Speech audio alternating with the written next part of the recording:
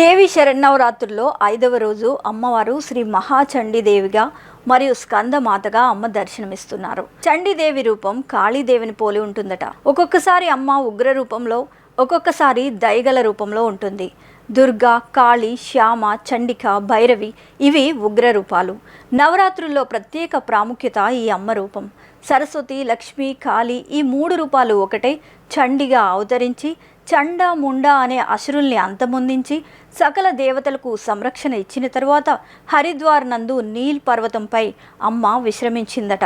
అక్కడే శక్తిపీఠంగా కొలువుతీరిందంట. అమ్మ ఈరోజు పసుపు రంగు చీరలో మనకు దర్శనమిస్తుంది.